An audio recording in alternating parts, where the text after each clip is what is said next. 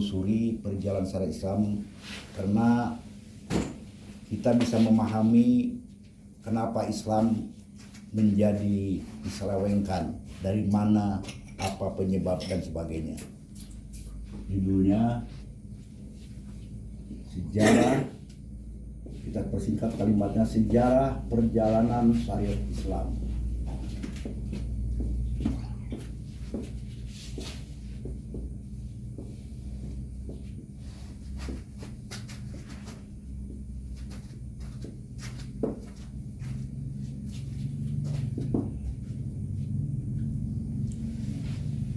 Kalau kita memahami buku-buku perbandingan sejarah, para ahli sejarah, orang-orang yang telah menulis sejarah yang diajarkan di sekolah-sekolah, dipelajari di fakultas, kita pahami definisi sejarah menurut orang ahli sejarah. Definisi sejarah. Misalnya orang-orang yang nyusun buku sejarah, banyak orang memberikan definisi. Sejarah berasal dari satu sajarun. Sajarun itu dalam bahasa Arab tumbuh-tumbuhan. Dia menyebutkan sejarah berasal dari sajarun, artinya sejarah itu menurut dia pertumbuhan kehidupan manusia, pertumbuhan kehidupan kelompok masyarakat manusia, pertumbuhan bangsa, pertumbuhan negara, atau yang diawali oleh pertumbuhan hidup manusia dari lahir sampai mati. Itu pertumbuhan. Jadi dari sajarun diartikan sejarah itu pertumbuhan.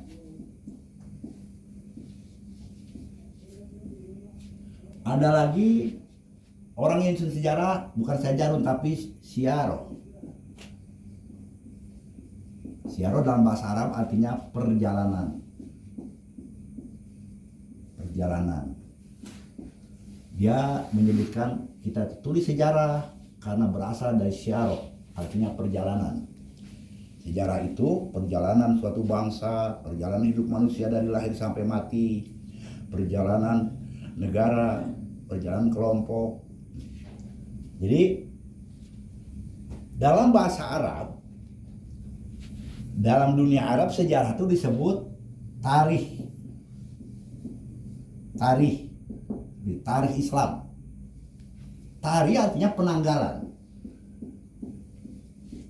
Jadi orang Arab menyebutkan istilah sejarah itu tarikh. Tarikh Islam. Tarikh Nabi Muhammad. Artinya penanggalan. Dia intinya sejarah itu catatan penanggalan, catatan peristiwa yang terjadi.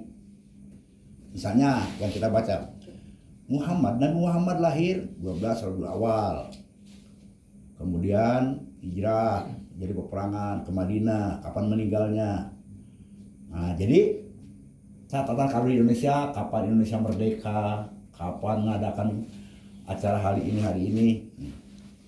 Itu orang Arab menyebut penanggalan. Terus lahirlah kritik-kritik para ulama. Yang terkenal Said Qutb, ulama besar di Mesir. Dia mengkritik semua ini. Menurut Said Qutb dalam sejarahnya, di awal mukadimah kita baca, at-tarihu laisatil kal hawadis. Innama warahu ma wara'atil kal hawadis. Wa huwa mumtadun ibtidai zaman. Sejarah bukan catatan tanggal kejadian, kata Said Qutb. Tapi memahami latar belakang dari satu kejadian. Sehingga sejarah itu terbentang sepanjang masa, menjadi pendidikan kepada manusia. Misalnya terjadi kebakaran, menurut Said Qutb jangan dilihat kapan, jam berapa kebakaran, tapi apa penyebab kebakaran, supaya manusia menjadi pendidikan. Terjadi kematian, kemudian bukan kapan dia mati, tapi kenapa dia mati, penyebabnya apa. Nah, itu menurut Said Qutb di dalam buku sejarahnya. Terus seorang ahli sejarah di Barat, Dr. Muhammad Ali, lebih terkenal lagi. Sejarah dibagi dua, histori dan historiografi. Histori artinya sejarah yang menjelaskan latar belakang, background, motif dari suatu kejadian. Ada historiografi, hanya catatan-catatan aja, catatan-catatan kejadian gitu yang tidak bernilai pendidikan.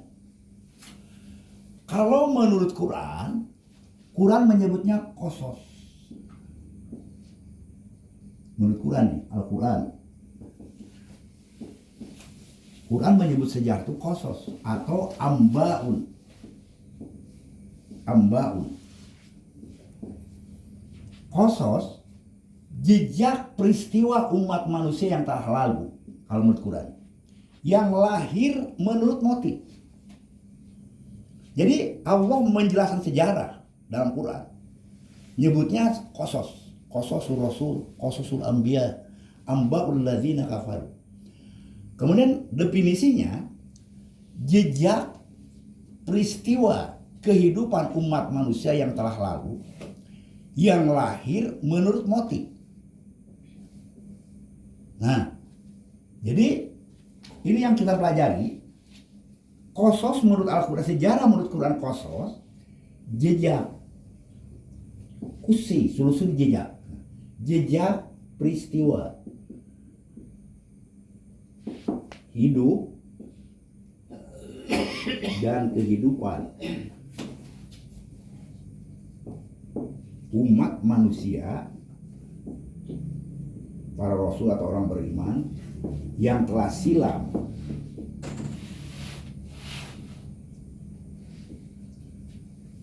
yang lahir peristiwa itu lahir karena motif, menurut motif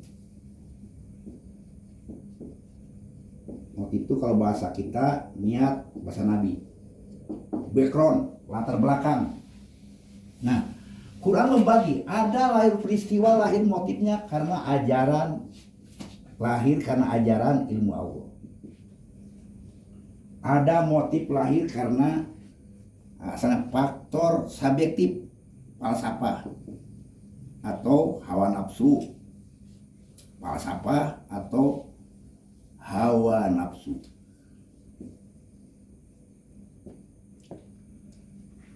Jadi Al-Quran mengajarkan orang mukmin harus bisa melihat peristiwa itu dari motif. Misalnya, kalau itu kata Quran tadi, kalau kita tidak memahami motif lahirnya suatu peristiwa, kita kejebak. Yang seperti sekarang lah, negara superpower, negara adik kuasa, artinya negara yang paling besar maju di dunia, Amerika. Semua menilai seperti Indonesia, kita harus seperti sejajar dengan negara-negara maju Amerika. Nah, kenapa? Dilihat dari peristiwanya, materialnya, motifnya dilihat, pahamnya yang melahirkan itu. Nah, kalau dalam Quran tadi manusia melihat fisik, Fir'aun mampu membangun piramid, Raja Namrud mampu pecahkan langit, Musa mampu melahirkan kelompok manusia yang ruhamau bainahum. Ya, dijelaskan dalam Quran, Musa mampu membangun istana yang mega, mampu mengumpulkan dana yang berkian bertriliun-triliun, militer yang demikian hebat. Fir'aun, militer Haman, pasukan gajah. Qarun yang memiliki pembandaran yang kunci-kuncinya saja ditarik sama unta, tidak tertarik. Fir'aun, kalimat Quran itu Fir'aun, raja mahadi raja, lahirnya raja dan seluruh kekuasaan di bumi. Tapi berakhir oleh Allah azabun azim, bencana yang sangat mengerikan, akhir kehidupannya. Musa motifnya hanya melaksanakan ajaran Allah. Ujung kesudahan hidupnya, dunia dan akhirat, salamun. Salamun ala Musa. Keselamatan, kedamaian, kesejahteraan bagi Musa dan seluruh orang-orang yang beriman. Kita lihat Nabi Muhammad, Abu Sufyan sampai Muawiyah bagaimana membangun istana di Syria. Nabi Muhammad membangun Masjid Quba, tempat orang berkumpul. Nah, tapi Tapi Allah menilai yang berhasil maju dan membangun manusia adalah Muhammad. Kenapa Allah mengajarkan seperti itu? Motif yang melahirkan peristiwa. Artinya, benarnya hidup manusia di dunia bukan tidak boleh lahir fisik material. Tapi ini harus melahirkan ini. Gitu. Apa artinya gedung megah di dalamnya orang sakit jiwa? Itu membangun negara tadi. Tapi kalau misalnya dibangun megah gedung, di dalamnya orang-orang beriman, damai, mendamaikan, selamat, menyelamatkan, sejahtera, mensejahterakan. Itu yang diajarkan Allah. Jadi inilah sejarah. Sehingga Allah dalam Quran mengungkapkan dua jalur kehidupan. Yang ini ihdinas siratal mustaqim, siratal ladzina an'amta alaihim. Anugerah nikmat yang Allah ajarkan kepada mereka, para nabi, syuhada, siddiqin, sholihin.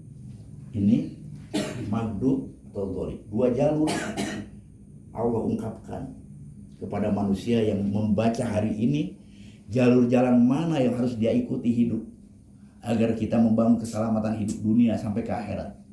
Itu objektif, eksak. Nah, karena itu Al-Quran di dalam sejarah kita, sejarah bukan sejarah-sejarah orang seperti ini. Nah, tapi sejarah Al-Quran di mana Allah sendiri yang menjelaskan peristiwa-peristiwa itu yang dijamin otentik, data yang paling objektif. Allah menjelaskan Nabi Adam, ya bohong. Allah menjelaskan Nabi Ibrahim, penentang Adam siapa? Iblis. Penentang Ibrahim siapa? Penentang Musa siapa? Penentang Nabi Sulaiman siapa? Nah, untuk apa Allah mengajar seperti ini? Satu, kedudukan sejarah dalam Al-Quran di sini di pengertian. Dua, kedudukannya. Al-Quran mengungkapkan sejarah sebagai contoh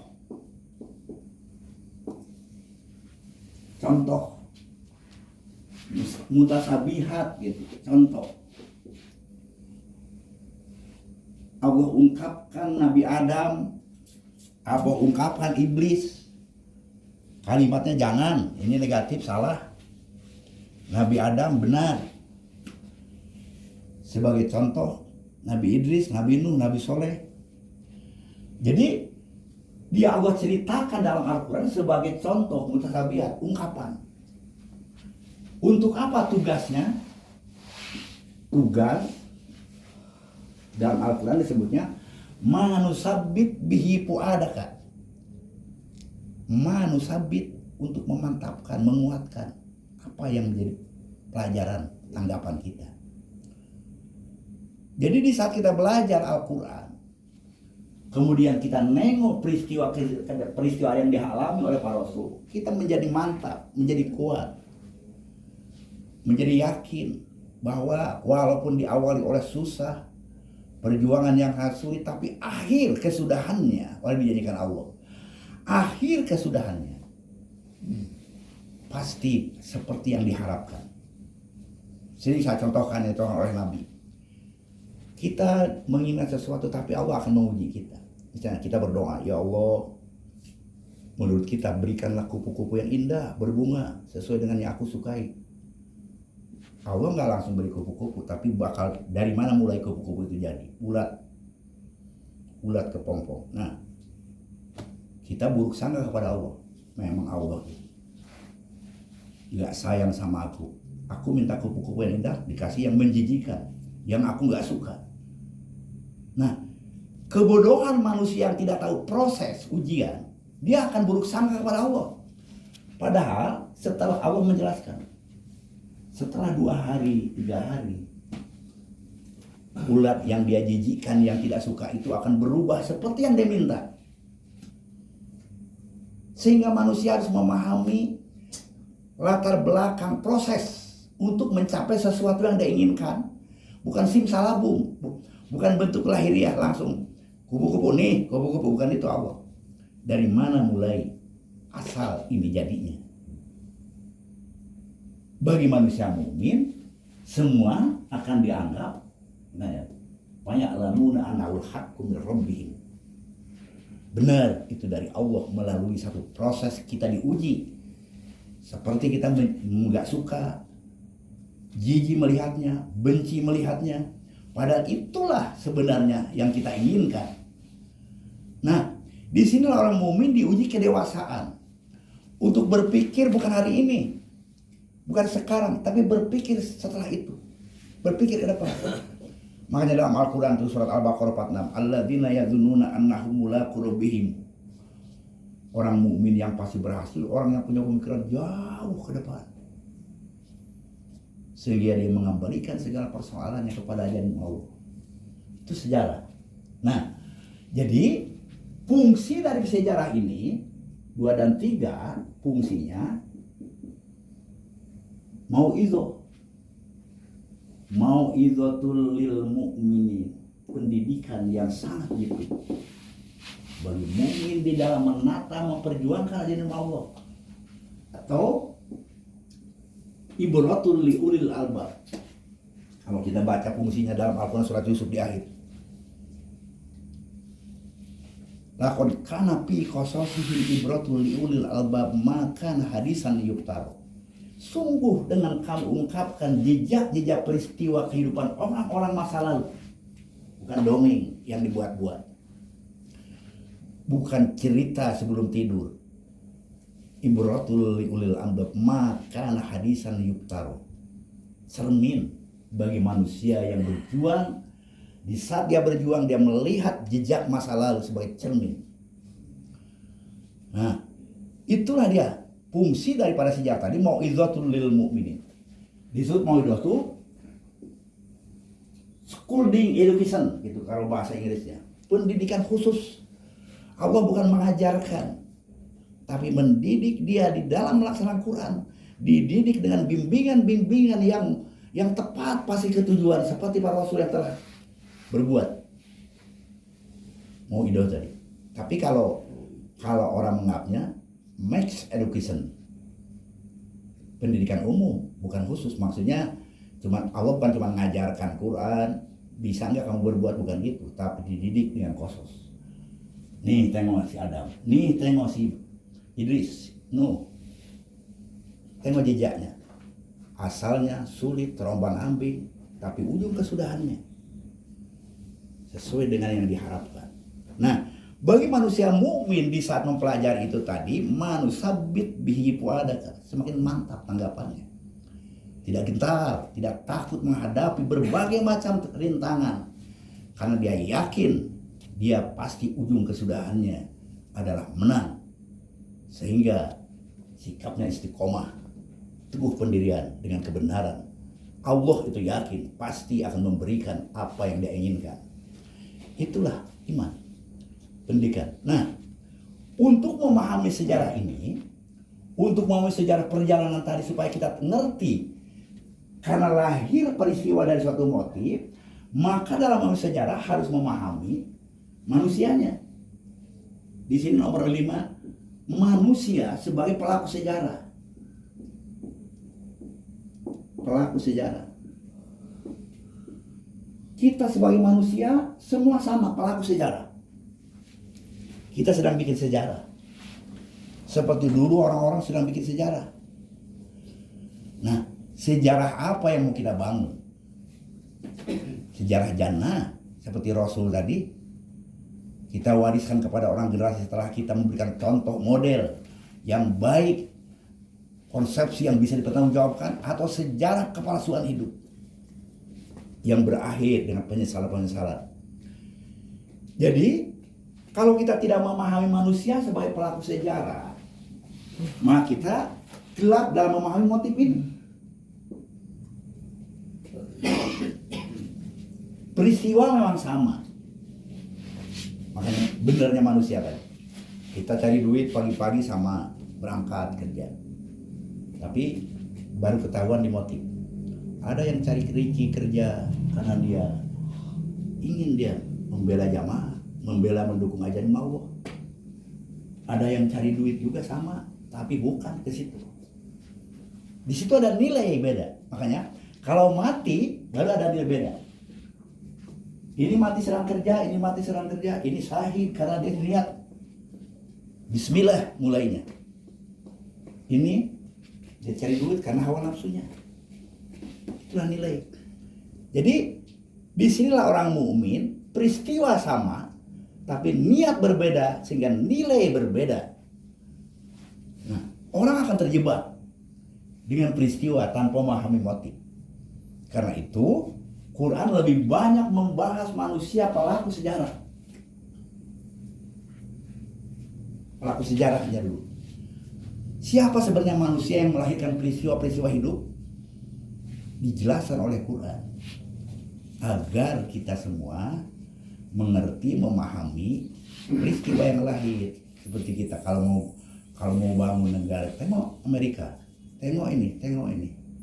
Oh, di dunia tengok Nabi Muhammad, tengok para rasul, bahwa kehidupan yang menjadi dambaan manusia yang pertama berarti tanggapan, pandangan. Kalau motif ajaran Allah, pandangannya pasti dinul Islam, pasti jamaah, Allahu ahad. Kalau motif hawa nafsu bagaimanapun bentuknya, nggak bisa direkayasa, pasti ingin pecah, pasti berpecahan. Kebencian, salah menyalahkan, lahirnya perpecahan. Kenapa? Karena pasti yang mendorong latar belakang dia berbuat karena hawa nafsu. Disitulah peran manusia untuk mampu mengalahkan hawa nafsu. Kemarin sering saya sampaikan, Khalid bin Walid seorang jenderal yang gagah berani, tapi dia terlena dengan buayan pujian-pujian prajuritnya. Umar sensitif sebagai khalifah pemimpin waktu itu langsung memecatnya, menyelamatkan Khalid supaya tidak terlena. Nah, Khalid menerima, saya akan berperang tetap sebagai prajurit di bawah Ubaidillah. Tapi dia penasaran, tengah malam menghadap Umar, "Hai khalifah, coba jelaskan salah gua apa? Kau pecat Khalid, kau seorang jenderal yang gagah berani, seluruh musuh pasukan musuh bisa kau kalahkan. Tapi kamu gak bisa mengalahkan hawa nafsu iblis yang ada dalam dirimu. Dan aku ingin menyelamatku supaya engkau tetap menjadi manusia soleh, seorang jenderal yang soleh, seorang jenderal yang iman, yang bisa selamat dunia akhirat." Nangis Khalid, sadar. Itulah manusia tadi. Kalau kita lihat Qurannya, coba surat Al-Alaq 1-5 merupakan bimbingan. Tapi di 6 ke 7 Allah mengingatkan, "Kalla innal insana layat." Perhatikan, awas, manusia itu suka merubah dan merusak. Siapa dia?